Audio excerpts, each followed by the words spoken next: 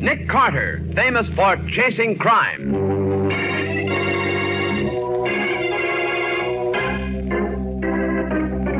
Every week at this time, two great names are joined as brings you one of the most resourceful and daring characters in all detective fiction, Nick Carter, Master Detective.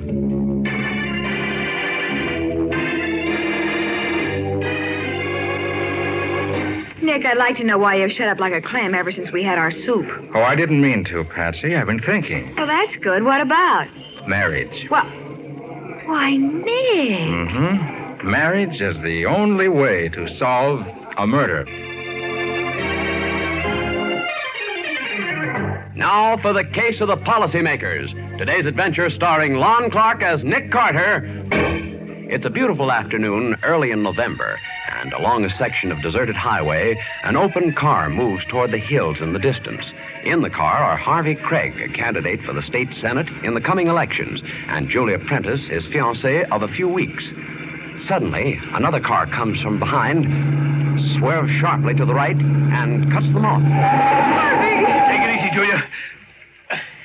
Hey, you man, what's the idea? Turn your car around, mister. Well, I'll do nothing of the kind. Let me get at him, Tom. I'll show him. Wait a minute, Joe. No rough stuff. Are you kidding? This guy's a hit-and-run driver. A killer, maybe. What's that? We saw the whole thing, mister. That man was on the road, and you went right over him, and you kept on going. Julia, be calm, please. But these men are saying that I know what they're saying, dear, and I'm going to let them prove it. We're going back.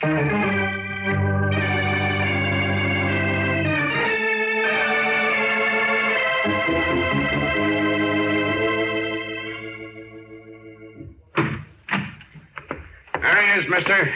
Exactly the way you left him. Exactly the way you and Joe left him. Harvey. Don't worry, Julia. That man on the road's a friend of theirs, a co-partner. But when I get through with him... But he seems to be unconscious. I'll show you how unconscious he is. Come on, you get up. Get up, the act is over. Are you... What's the matter, Harvey? This man is dead. Oh, no. Well, mister, this ought to convince you he wasn't a friend of ours.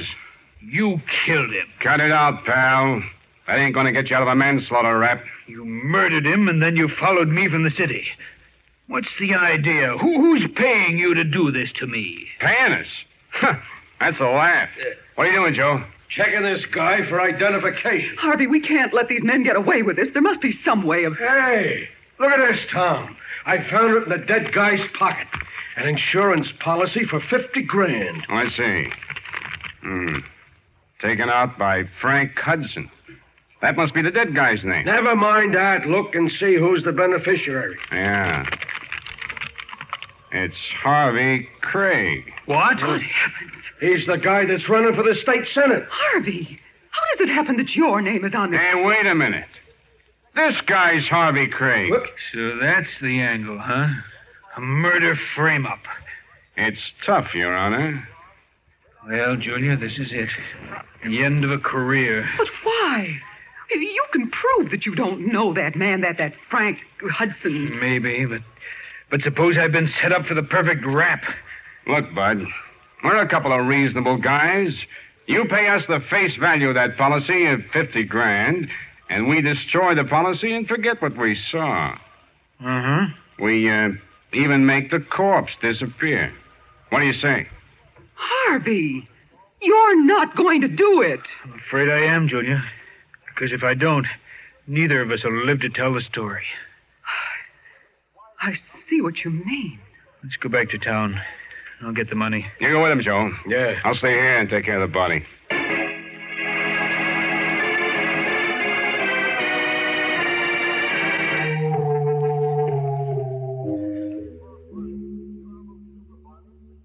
And that's the whole story, Nick. I paid them because I was afraid of what they might do to Julia and me. And because I wanted to get to your office as quickly as possible. Why didn't you go to the police, Harvey? I promised Julia I wouldn't. As a matter of fact, she doesn't even know I'm here. Well, I don't understand it, Harvey. The girl you're engaged to doesn't want you to go to the police. I know it sounds odd, Patsy, but you and Nick have never met Julia. She's proud. She thinks I'm a sucker for having paid off, and she thinks the less I talk about it to anyone, the better. So you want us to keep mum? Yes, please. Why didn't you raise your voice when you got back to town? I was afraid of the bad publicity, Nick. A murder charge. Harvey, they wouldn't have dared to make it against you. Oh, I wasn't thinking at the time. Oh, Nick, I want you to get them, will you? Of course he will, Harvey. I guess that settles that. I've been put to work. Oh, thanks, Nick. Oh, here's a description of Joe and Tom. I've written it down. Oh, good for you.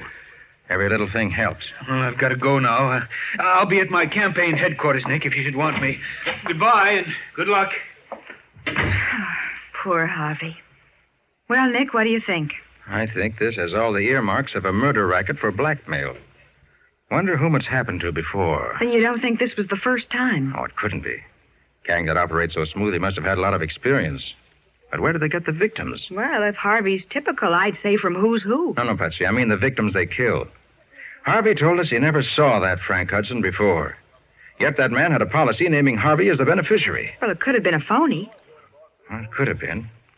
But suppose it wasn't. Who set Hudson up for it? And how? Boy, Patsy, you got any old clothes? Any very old clothes? Would you mind telling me what old... Not at all. I've got an idea that somewhere in the slums or along the waterfront there are operators pulling hopeless prospects out of the gutter and setting them up for the kill. While you and I are going to be a couple of prospects.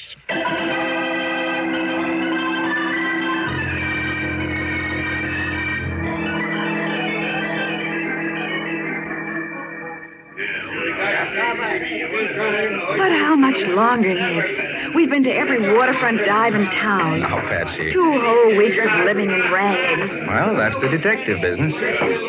Oh, go into your act. We're being watched.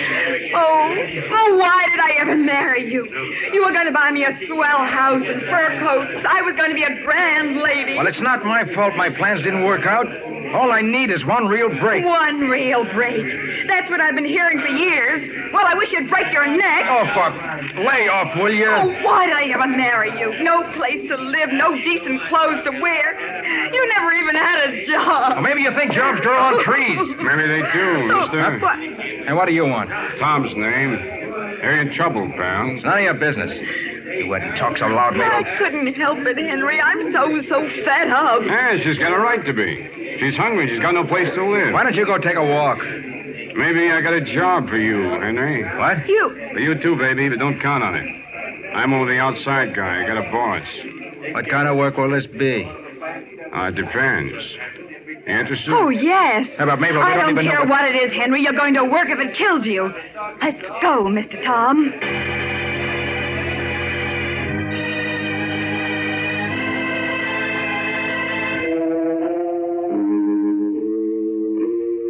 So, you've been married for 6 years, and you've done some traveling. The hobo trail, Mr. Nicholas? Sometimes. Hmm? Any man who would subject a woman to such a life... Well, I couldn't help it, Mr. Bentley. The breaks were all against me. How did you feel about that, Mrs. Nicholas? Oh, I couldn't leave Henry. Ah, such devotion. Well, I need a couple in my house. Naturally, you've never been a butler, Mr. Nicholas. No. No, sir. No, sir. That's better. I see you learn quickly.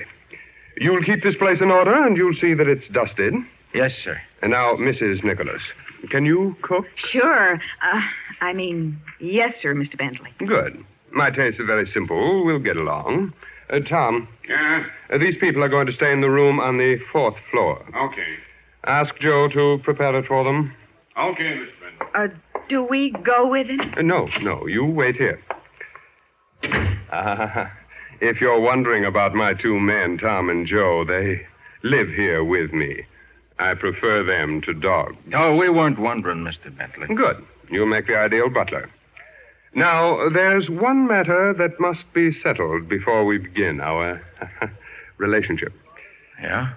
As you see, I have many valuables in this house. Rare paintings, antique vases, so forth. Oh, you don't think we'd steal from you, Mr. Bentley? It's happened before, my dear lady. And so I have one strict policy in this establishment. All my employees must be bonded. Ah, I see. Do you object, Mr. Nicholas? Oh, no. It's all right with me, sir. Yes. I'll have the forms here sometime tomorrow morning. In the meantime... Excuse me, Mr. Bentley. What is it, Tom? Joe's on his way up to the room. You want me to show him where to go? Oh, they'll find it. Fourth floor, Mr. Nicholas. Then turn to the left. Yes, sir. Come along, Mabel. Yes, Henry. I didn't do so bad, did I, Mr. Bentley? 2 instead of 1. Yeah. Why don't we give him the insurance business? We don't know anything about them, Tom. A couple of hard luck bums, that's all. I wonder. The lady had clean fingernails.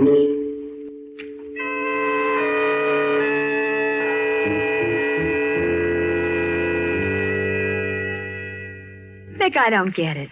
What surety company would bond a derelict or a couple of derelicts? Patsy, we're not going to be bonded. But Mr. Bentley It's said... only a gag with a last-minute switch. Oh, from bonding to insurance? Uh-huh. Then when Mr. Bentley starts talking about insurance... Yes, Patsy. Now, I think I'll let some air into this room. But, Nick, in the Frank Hudson policy Harvey told us about, Bentley wasn't the beneficiary. You're not on your toes tonight, Patsy. Well, I'm only trying to put myself in the place of an intended victim. Don't try. You're right in it. But I'd become suspicious of a policy that didn't make Bentley the beneficiary. It's no use. Window's sealed shut. It's what? Sealed.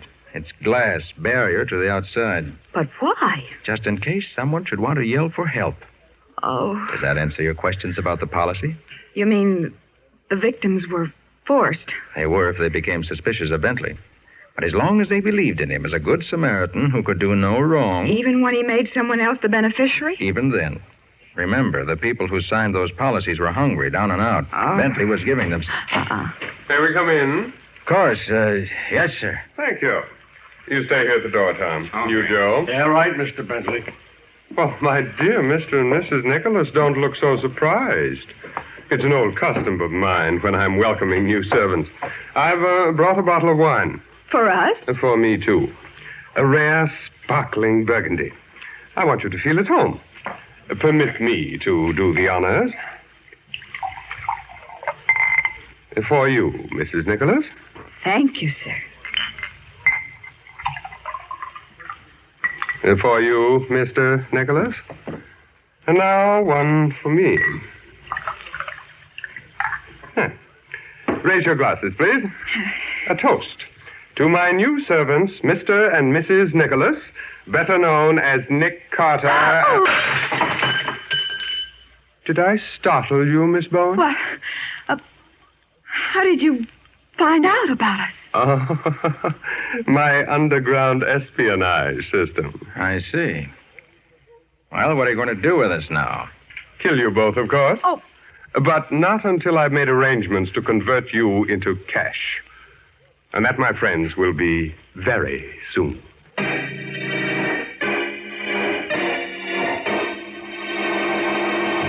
So, Bentley has found out Nick and Patsy, and behind him are 2 men with guns. We'll see what happens in just a moment. Now, back to the case of the policymakers. Today's adventure with Nick Carter. It is several hours later, and in Bentley's luxurious library, Nick and Patsy are sitting near the desk, surrounded by Tom, Joe, and Bentley. Here's the forms, Mr. Bentley. All filled out and ready for the signature. Well, thank you, Tom. Give Mr. Carter his. Your application for insurance, Mr. Carter. You're asking for $250,000. Don't you rate me too high, Bentley? Oh, no, not too high for a man of your reputation and connections. Here's your application, sister. Yes. Forgive us, Miss Bowen, but we think you're worth only $100,000. I'm not worth anything to you. You'll let me be the judge of that, won't you?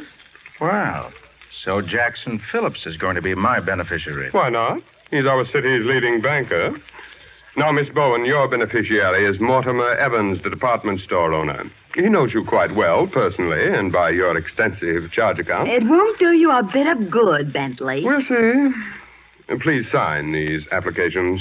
You're not going to send our friends up for blackmail? Oh, a very harsh word, Mr. Carter. Let me go to work on them, Mr. Bentley. Oh, Joe, you're much too temperamental. But it's no dice if we don't get their signatures. This ain't like the other jobs we done. We're shooting for big dough now. We gotta have their signatures in their own handwriting. We'll have them, Joe, but without your methods. What's wrong with my methods? Oh, they're much too crude for present company. Oh. I'm sure that Mr. Carter and Miss Bowen will prefer my more scientific methods of persuasion.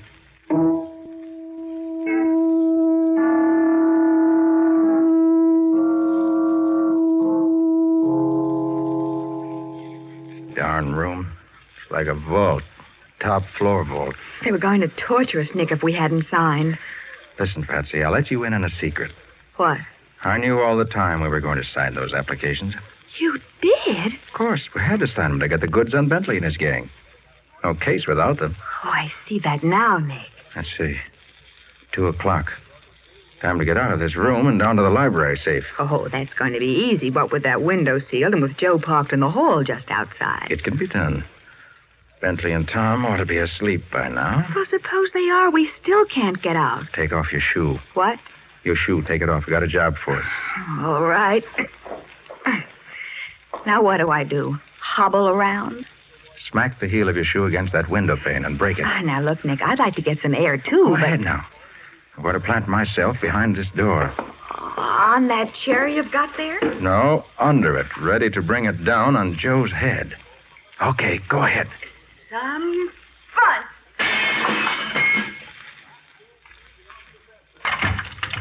Hey, what's the idea of breaking it? Ow!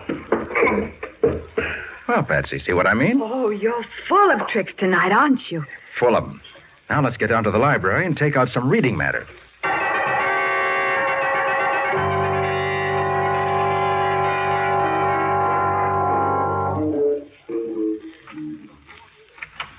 Nick, can't you get it open? I don't know. It's been a long time since I opened a safe without knowing the combination. Well, have you got enough light? Yeah. It's a lucky thing we found this flashlight in Bentley's desk drawer. And look at the size of it. Why, it must be 10 inches long. And it weighs close to...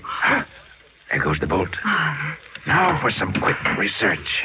You need help? Yeah, just bring the light closer. Yeah. Look, Patsy. Policy blanks. A stack of them. Mr. Bentley had plans for a future, didn't he? Let's see what's in this drawer. Are they there, Nick? The applications we signed? Yes, here they are. Good. Now, we'll make a bundle of all this evidence and then lock up the safe, just in case. Oh, we're not going back upstairs, Nick. Of course not. We're phoning the police. That's much better. Nick. Yes, quiet. Someone's walking outside in the hall. You didn't close the door, Patsy. Oh, I forgot. They've seen the flashlight. Oh, they won't see us. Let's get behind them. You're quiet.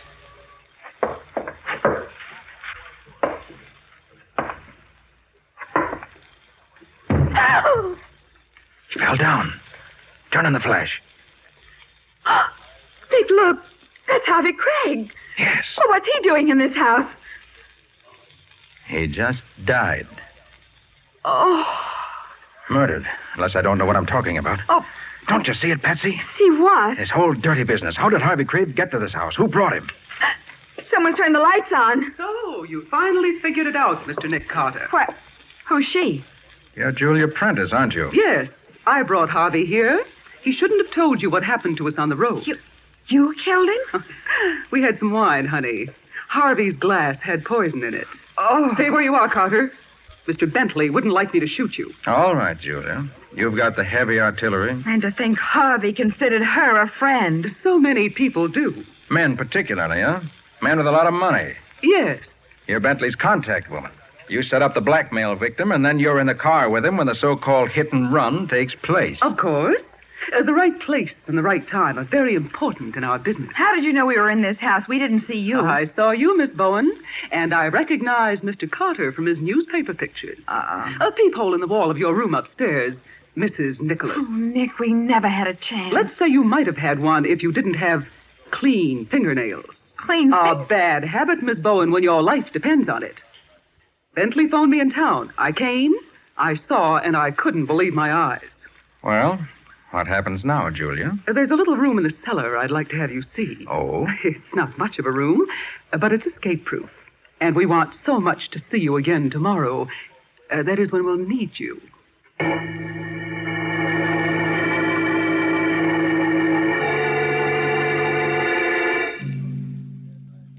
What time is it, Nick? My watch isn't as luminous as it used to be, but I should say it was about 1:15. Day, night, or eternity? Afternoon, Patsy. Hey, you're not losing your nerve, are you? I never felt better in my life. I'll bet. Well, turn on your flashlight and you'll see. After all, we've only been down here since last night. Well, why don't you turn it on? Can't. Battery's dead. Afraid so. Nick. Oh, no. Listen, Nick, Patsy. we'll never see daylight again. They'll kill us before they take us out of here. No, they won't. They can't. But they will. No, Patsy, we've got to appear to be accident victims. They can't run a car over us here. Huh? They've got to take us out of the house. And once we're out in the open... Oh. Here, this may be it, Patsy. Now, listen, don't fight them. We don't want them to carry us out. You go first, Tom, with the lantern. Right, Miss Bentley. You next, Joe. And don't lower your gun. Not with him around, boss. Ah, good afternoon, Mr. Carter, Miss Bowen.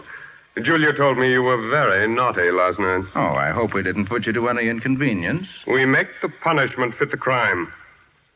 Come here, Miss Bowen. I like it where I am. Ah, me. We're going to have trouble. Julia has an appointment to go driving this afternoon with Mortimer Evans, your beneficiary. You've got to be on the road, Miss Bowen. Oh, Nick. His turn will come later, another day. We can't do everything at once, you know. Listen, Bentley, you take both of us or you don't take either of us. Very gallant, Mr. Carter. Tom, take Miss Bowen outside. Okay. No, you don't. Hey, get him.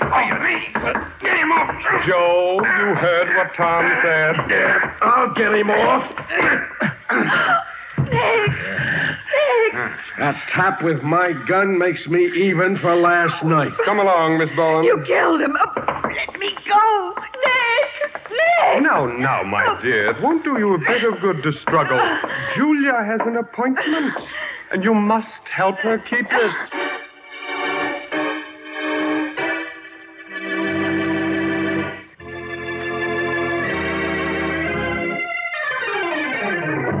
Now for the conclusion of the case of the policymakers. Today's adventure with Nick Carter. It's 10 minutes later. Patsy fainted and is lying on the sofa in the living room of Bentley's house. Nearby, Bentley and Julia are discussing their plans with Tom and Joe over a road map which is on the table. Now, this is the exact point in the road where you're to be. Can't we use the same road for a change, Mr. Bentley? Listen to Julia, Joe, and don't ask so many questions. Mortimer Evans and I will pass that point about 3:30. Now, what time do you have? I've got 1:35. Me too. We agree. Well, Lucius, I'm ready to leave for town. I told Mortimer I'd meet him at 2 o'clock. I'm going to be late. Oh, not too late, my dear. 10 or 15 minutes for one as charming as you. Can it, brother? The only thing I see in you is a bookkeeping item. Frank, aren't you? Joe, get my car out of the garage. Yeah, sure, right away. Give me a cigarette, Lucius. There are times, Julia, when you behave as if you're running the show. I might as well be. You couldn't get along without me. There are other women as well qualified. That's going to cost you 15% more, darling. What? Another bookkeeping item. I was going to talk to you about that later, but since you brought it up... Now, look here, I Julia. want 45% from now on. You can have the 25% I've been getting. Now, wait a minute. If There's you think... no use arguing. I tell you that... Crazy. Why, Am I interrupting something? Nick Carter. He's got a gun. Falling out among thieves, huh? Well, you won't have to worry about percentages anymore. Or maybe you should worry about the percentages. Because from now on, they're all against you. Operator, give me police headquarters.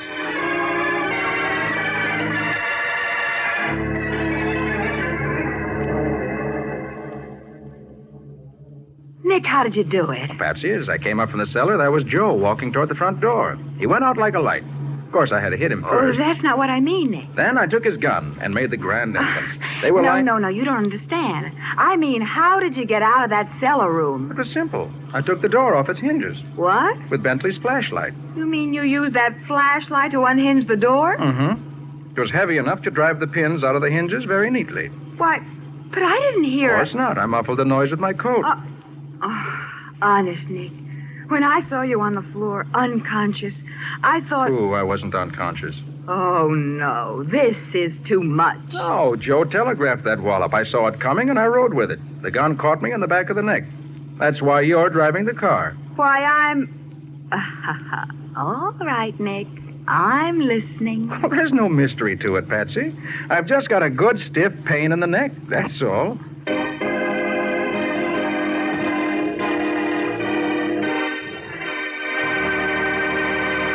It is produced and directed by Jock McGregor.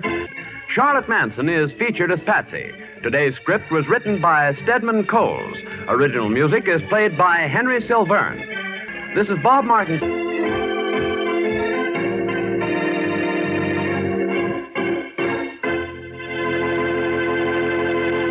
This is the Mutual Broadcasting System.